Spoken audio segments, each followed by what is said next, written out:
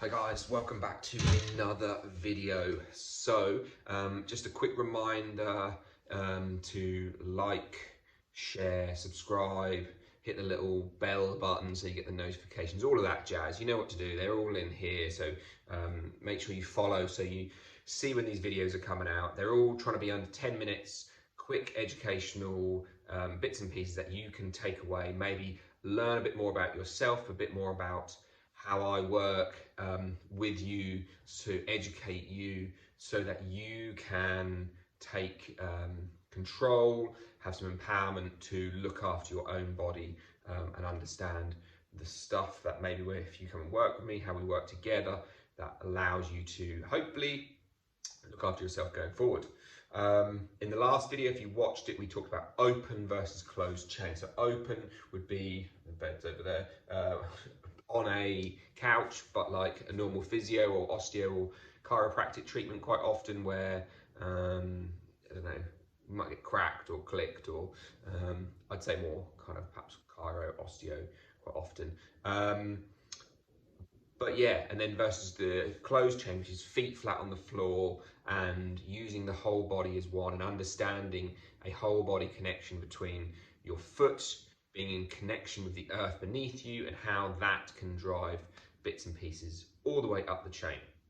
So today, I just wanted to mention the foot and look at the foot briefly and how we can then perhaps understand, let's turn the toes so the right way up, how that can maybe how a foot which isn't sitting optimally on the floor, how it might then affect the rest of your body. Which, you know, I'm sure it might seem like a crazy idea to some that a neck pain or shoulder pain or back pain could be driven by a foot. I've got my little foot here, but it absolutely can. If you think of the old song, you've all sung it, your toe bone's connected to your foot bone. I mean, you've got more than one foot bone. Foot bone's connected to the ankle, ankle to the shin, to the shin, to the knee, to the knee, to the thigh, to the thigh, to the pelvis, etc., etc. So we know we're all connected. We were singing it as kids.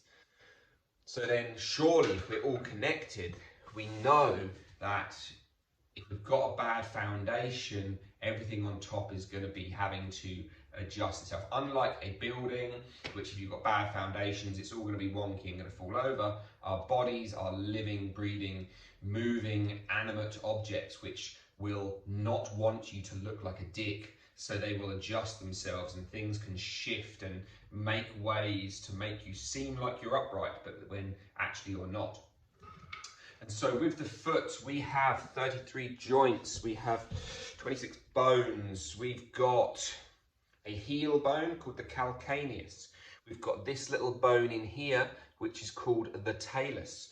And in the work that I do, the anatomy and motion work, we look at this as the driving kind of force of everything up above it. So depending on the position of this bone, we can look at, you can almost 100% of the time, very often, dictate how the rest of the body will be looking solely through maybe the position that one of these talus is in. Tali, is that the plural? I'm not sure. So from there, we've kind of got this bone here, which is called the navicular, which sits in front. I've just spun it over. We've got these three smaller bones here, which are called the cuneiform, and then we've got, they're all individually called cuneiform bones, and then we've got this one here, which is a cuboid because it's kind of obviously slightly cuboid shaped. And then we have these toe bones, well, the foot bones, these are called metatarsals, and then we come into the toes, which are the phalanges.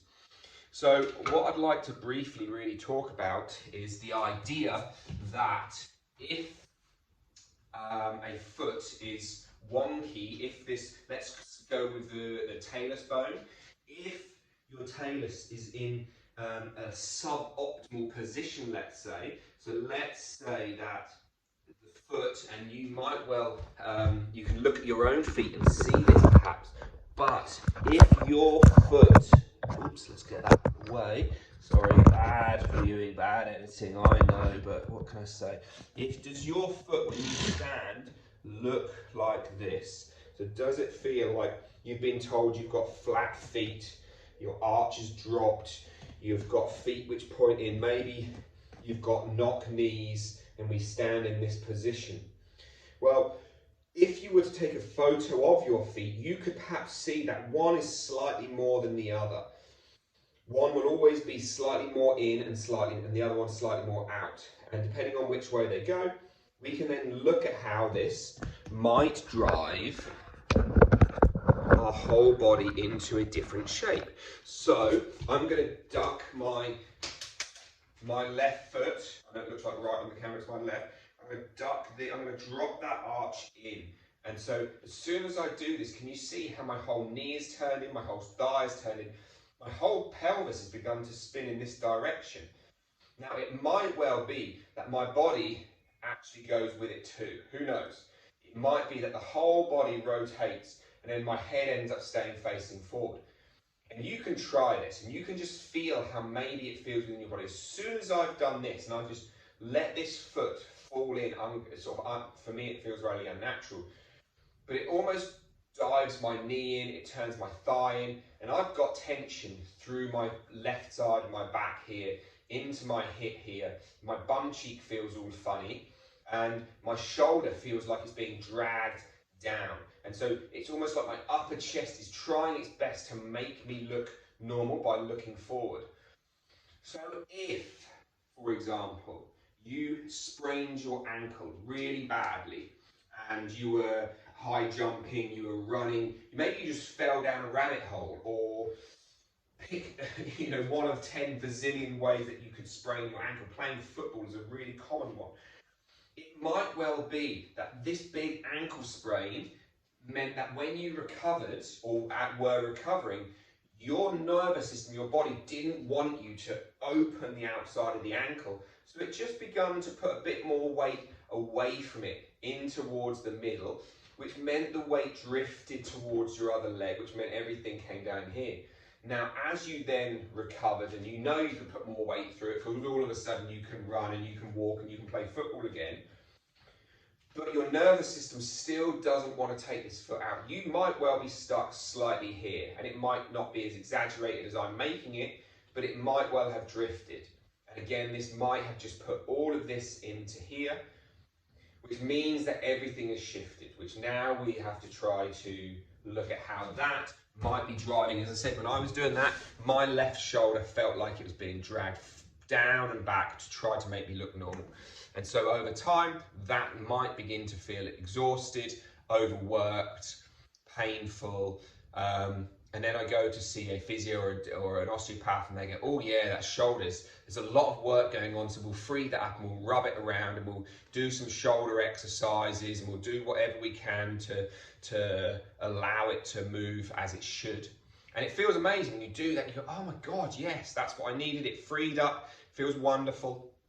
And then you go for a walk and 5 days down the line, you've not changed how your foot is interacting with the floor. This talus bone is still pulling your shin bone in, still pulling your knee and your thigh and your pelvis around. So even though you freed this up and it feels like you've got space, perhaps unless we begin to look at how the foot is interacting with the floor in the closed chain, the shoulder's never going to feel better.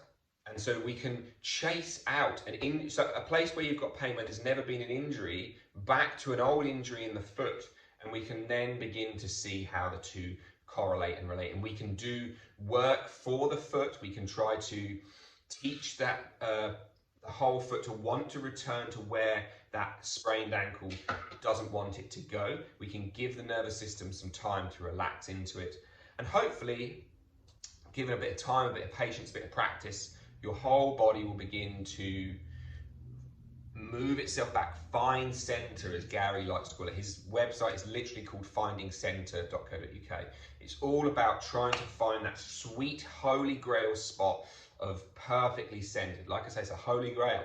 We probably will never reach total center, but if we can go from being rotated this much to rotated this much, that's a massive amount to our nervous system, to our brain, and that should release a lot of discomfort, a lot of pain, and over time we can keep edging back, edging back.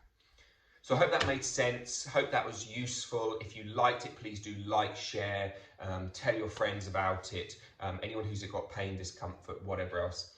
Let them know. I work with people online and in person. Whilst I can't promise that I can resolve your pain, I can promise you that you will have a far greater understanding of why perhaps you are in pain and how you can perhaps educate yourself to see and feel your own body to move back towards a place of free from pain.